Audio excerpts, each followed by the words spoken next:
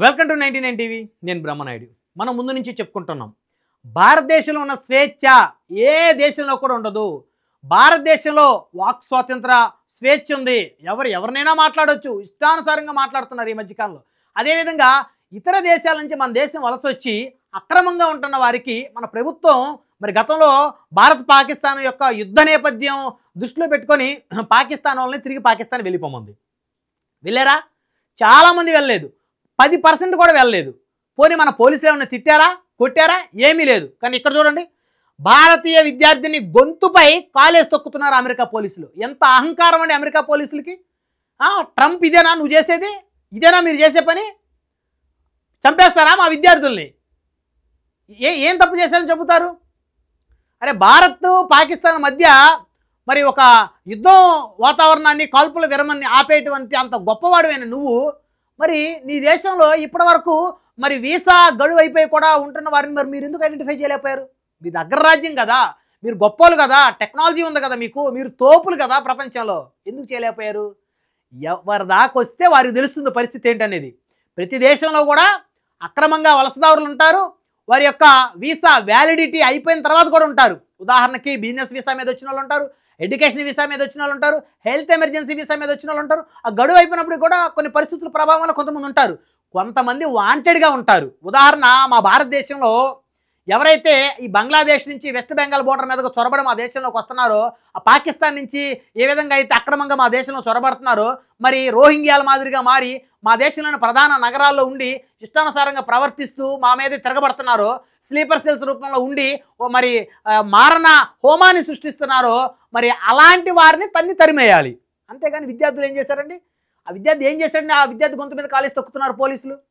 ఇదేనా? అమెరికాలో అసలు ప్రజాస్వామ్యం ఉందా? అసలు అమెరికాలో ప్రజాస్వామ్యం లేదనుకోండి, అది వేరే విషయం. ఇంత దారుణమా? అయితే అమెరికా కూడా ఇప్పుడు ఎదుర్కొన్న సమస్య ఏంటంటే, అక్కడ అక్రమ వలసదారులు, అదేవిధంగా వీసా వ్యాలిడిటీ అయిపోయిన వ్యక్తులు ఉన్నారు. వారిని ట్రంప్ ప్రభుత్వం వెళ్ళిపోమని చెప్పేసి నోటీసులు జారీ చేసింది. అక్కడ ఒక చట్టం తెచ్చింది. అయితే వాళ్ళు కొంతమంది వెళ్ళలేదు. సో వెళ్ళనటువంటి క్రమంలో వారిని తీసుకువెళ్ళి మరి దగ్గరుండి మరి ఫ్లైట్ ఎక్కించి వాళ్ళ డబ్బులతోనే ఫ్లైట్ ఎక్కించేసి వారు ఏ దేశానికి చెందినటువంటి వారు ఐడెంటిఫై చేసి ఆ దేశానికి దిగబెడతా ఉన్నారు. సో అది జరుగుతుంది. మరి అలాంటి క్రమంలో మరి వాషింగ్టన్ DC, అదేవిధంగా లాస్ ఏంజల్స్ లాంటి ప్రధానమైనటువంటి నగరాల్లో లూటీలు జరుగుతున్నాయి. లూటీలు ఎవరు చేస్తున్నారండి? ఏ భారతీయుడు కూడా అక్కడ లూటీలు చేయటం లేదు. అక్కడ లూటీలు ఎవరు చేస్తున్నారు? అందరికీ తెలుసు. లూటీలు చేసేటువంటి పరిస్థితి ఎవరికుందో అందరికీ తెలుసు. కానీ భారతీయులు గౌరవంగానే ఉంటారు ఎక్కడున్నా. మరి అలాంటి భారతీయులు ఈ విధంగా హింసించడం ఎంతవరకు కరెక్టు? ఇస్లామిక్ దేశాల నుంచి వచ్చిన వాళ్ళే అక్కడ లూటీలకు తెగబడుతున్నారు. అక్కడ రిపోర్ట్లు కూడా చెప్తా ఉన్నాయి. మరి భారతదేశం నుంచి వచ్చిన వాళ్ళు ఎక్కడ తెగబట్టలేదే. అలాంటప్పుడు భారతదేశానికి చెందినటువంటి ఒక విద్యార్థిపై చూడండి, ఇంత ఘాతుకమా గొంతు మీద కాలేసి మీద కాళ్ళు వేసి తొక్కుతా పోలీసులు చంపేస్తారా విద్యార్థుల్ని? విద్యార్థే కదా అతను వీసా వ్యాలిడిటీ అయిపోయింది, కానీ అక్రమంగా ఏం చొరబడలేదు కదా మీ దేశంలో. అఫ్ కోర్స్ అందరిలాగానే తీసుకెళ్ళి మరి ఫ్లైట్లో అతన్ని కూడా ఎక్కించేసి భారతదేశం దిగబెట్టండి. ఇదేనా భారతదేశానికి మీకున్నటువంటి సంబంధం? ఇంతేనా భారతీయుల మీద మీరు చూపించేటువంటి అభిమానం? ఇదే భారతీయుల మీద మీరు చూపించేది? సో ఒకసారి కనుక చూస్తే ఈ అంశానికి సంబంధించిన డీటెయిల్స్లోకి వెళ్తే మనం హర్యానాకు చెందినటువంటి విద్యార్థిగా తేలుతుంది. ఈ విద్యార్థి మన భారతదేశానికి చెందినటువంటి హర్యానాకు చెందినటువంటి విద్యార్థి. అయితే ఆ విద్యార్థి వ్యాలిడ్ వీసా లేకుండా అక్రమంగా యూఎస్కి వెళ్ళినట్టు వాళ్ళు చెప్తున్నారు. అక్కడ వ్యాలిడ్ వీసా లేకుండా అక్రమంగా యూఎస్కి ఎలా వెళ్తాడండి? ఏదో ఒక ఎడ్యుకేషన్ వీసాతోటే, ఏదో ఒక వీసాతోనే కదా వెళ్ళేది. అక్రమంగా బంగ్లాదేశీలు వచ్చినట్టు వెస్ట్ బెంగాల్ బోర్డర్ ద్వారా చొరబడరు కదా, ఫ్లైట్ ఎక్కే కదా వెళ్ళేది. అంటే మీ వ్యవస్థలు అంత వీక్గా ఉన్నాయా? అంటే మీ వ్యవస్థల్లో అక్రమ వీసాతో పెట్టుకుని వెళ్ళొచ్చా? అంటే మీ అమెరికా వాళ్ళు మరి ఆ ప్రాసెస్ చేసే వాళ్ళు అమ్ముకుంటున్నారా? అవినీతికి కక్కుర్తిపడి అక్రమ వీసాలకి మీరు యాక్సెప్ట్ చేస్తున్నారా? మరి మీరు యాక్సెప్ట్ చేస్తారే కదా వీసా. మరి ఏంటి ఈ రిపోర్ట్? ఏంటి అమెరికా ఇచ్చిన రిపోర్టు? కోర్టు తీర్పుతో ఇండియాకు పంపుతుండగా సహకరించలేదని సమాచారం అంట. ఎట్లా పాజిబుల్ అవుతుంది? అసలు భారతీయుల్ని మీరు అమెరికా పోలీసులు పట్టుకుంటేనే భయపడే పరిస్థితి. ఎందుకంటే మరి అక్కడ ప్రజాస్వామ్యం ఉండదు కాబట్టి, అక్కడ ఇష్టానుసారంగా శిక్షలు కూడా వేసేస్తారు కాబట్టి ఏం చేస్తారన్న ఒక భయం ఉంటుంది. అన్ని దేశాలకు ఉంటుంది. అమెరికాలో ఎవరన్నా ఒక చిన్న మిస్టేక్ చేసినా, ప్రొసీజర్ ఫాలో అవ్వకపోయినా, సో వారు వెంటనే రియాక్ట్ అవుతారు, వారి చట్టాలు చాలా వేగంగా బలంగా పనిచేస్తాయని చెప్పేసి ప్రతి ఒక్కరికి తెలుసు అక్కడ ఉండేవారికి. అలాంటప్పుడు ఎందుకు సహకరించలేదు ఆ విద్యార్థి? ఏమన్నాడు సహకరించకుండా? పోలీసులు మీద తిరగబడ్డాడా? అసలు ఆ పరిస్థితి ఉంటుందా? కావాలనే భారతీయుడు అని చెప్పేసి అతన్ని ఆ విధంగా హెరాస్ చేస్తున్నారు అమెరికన్ పోలీసులు. ఇది ఇది ఇది చూస్తుంటే అలాగే అనిపిస్తుంది. అయితే దీంతో అతను అదుపులోకి తీసుకొని చికిత్స కోసం ఆసుపత్రిలో చేర్చామని అధికారులు చెప్తున్నారంట అక్కడ. అసలు ఏమన్నా అర్థం ఉందండి?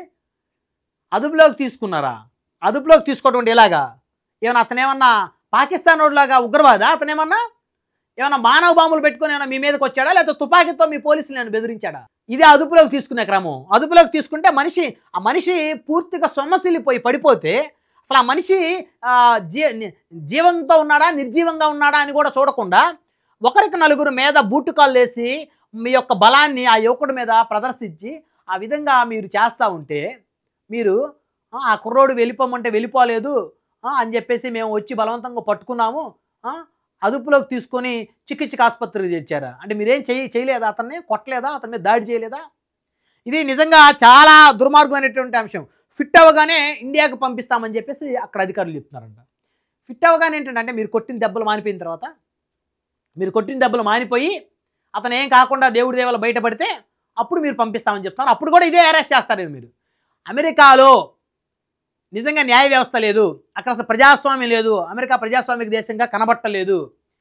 కేవలం భారతీయుల మీదే ఆంక్షలు ఎక్కువ విధిస్తూ ఉన్నాడు ట్రంప్. భారతీయ విద్యార్థుల మీద ఎక్కువ ఆంక్షలు విధిస్తూ ఉన్నాడు.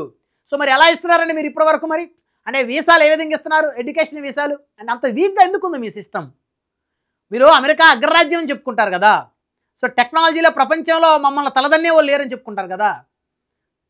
సో మరి అలాంటప్పుడు మరి ఎందుకు వ్యాలిడిటీ అయిపోయిన తర్వాత కూడా ఎందుకుంటున్నారు అన్ని దేశస్తులు? మీరు ఎందుకు చెక్ చేయలేకపోతున్నారు? ఇప్పుడు అమెరికాలో అదే జరుగుతూ ఉంది. ఒక అమెరికన్స్ తప్ప, ఎందుకంటే మనుషులు చూడగానే అర్థమైపోయింది అతను అమెరికన్ నాన్ అమెరికన్ అని. మిగతా వాళ్ళందరినీ కూడా అమెరికా పోలీసులు పూర్తి స్థాయిలో వారందరినీ కూడా చెక్ చేస్తున్నారు. వారి దగ్గర వ్యాలిడ్ వీసా ఉందా లేదా, సో వారు ఏ దేశానికి సంబంధించిన వ్యక్తులు, ఏ పని మీద వచ్చారు, వారు ఇప్పుడు ఈ దేశంలో ఉండేటువంటి అవకాశం లీగల్గా ఉందా లేదని చెక్ చేసి, లేకపోతే వారిని కొట్టడం, వారిని హెరాస్ చేయడం, వారిని ఉన్నపలంగా తీసుకెళ్ళిన ఫ్లైట్ ఎక్కించడం ఎట్లా ఎక్కిస్తారు? మేము పాకిస్తాన్ అనేటువంటి ఉగ్రవాద మూకలు మా భారతదేశం మీద పడి మా భారతీయుల్ని ఎంతోమందిని చంపినప్పటికి కూడా వాళ్ళకి గౌరవంగా మేము గడువు ఇచ్చాం. బాబు పలాని సమయానికి మీరు వెళ్ళిపోండి అని. వెళ్ళకపోతే మా పోలీసులు వెళ్ళి వారిని చాలా స్మూత్గానే వార్నింగ్ చేశారు.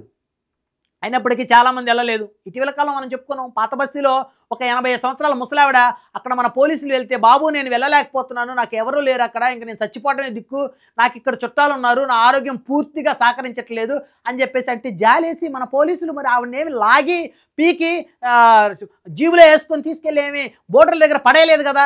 అది భారతదేశం మానవత్వం. అది భారతదేశం. అందుకే ప్రపంచ దేశాల లెక్కలో గొప్ప దేశం అన్నారు భారతదేశం. 100 మంది నేరస్తులు తప్పించుకోవచ్చు కానీ ఒక నిర్దోషికి శిక్ష పడకూడదు అని చెప్పినటువంటి చట్టాలు ఉన్నటువంటి దేశం ఈ భారతదేశం. కాబట్టి నిజంగా ట్రంప్ అయితే భారతీయ విద్యార్థుల మీద అయితే ట్రంప్ ప్రభుత్వం అక్కడ చాలా ఆంక్షలు విధించింది, వారిని చాలా ఇబ్బందులు పెడుతుంది, వారి మీద దాడులకు దిగుతుంది. నిజంగా ఇదైతే దురదృష్టకరం. ఇది చాలా బాధాకరమైన అంశం. దయచేసి భారతీయులందరూ కూడా అలర్ట్గా ఉండండి. దయచేసి మీకు వ్యాలిడ్ వీసా లేకపోతే, మీ వీసా గడువు కనుక అయిపోతే ఖచ్చితంగా మీరు దయచేసి మీరు అక్కడి నుంచి బయటకు వచ్చేసి ముందు మీ ప్రాణాలు కాపాడుకోండి. లేకపోతే అతి తొందరలో ఈ ట్రంప్ ప్రభుత్వం మీ మీద ఏ విధమైనటువంటి యాక్షన్ తీసుకోవచ్చు, ఆంక్షలు విధించవచ్చు, మిమ్మల్ని నిర్దాక్షిణ్యంగా తీసుకెళ్ళి జైల్లో వేసేసి సంవత్సరాల తరబడి జైల్లో మగ్గిపోయేటువంటి విధంగా కూడా చేయడానికి ట్రంప్ ఏమాత్రం వెనకాడే పరిస్థితులు లేడు. ఇప్పుడు పరిస్థితులు ఆ విధంగా ఉన్నాయి. అమెరికాలో మరి ఇస్లామిక్ దేశాలకు సంబంధించిన వాళ్ళైతే లూటీలకు తెగబడతా ఉన్నారు. మరి వారిని అడ్డుకోవడంలో అయితే అమెరికా ప్రభుత్వం అయితే ఖచ్చితంగా ఫెయిల్ అయింది. అక్కడ పోలీసులు ఫెయిల్ అయ్యారు. సో మెరైన్ పోలీసులు దించాడు ఆయన, అయినప్పుడు కూడా వాళ్ళ వల్ల కూడా కాలేదు. అమెరికా అయితే అల్లకల్లోలంగా మారిపోతుంది. దయచేసి భారతీయులు అయితే చాలా జాగ్రత్తగా వహించండి. మీ దగ్గర వ్యాలిడ్ వీసా లేకపోతే తిరిగి వచ్చేసేయండి భారతదేశానికి.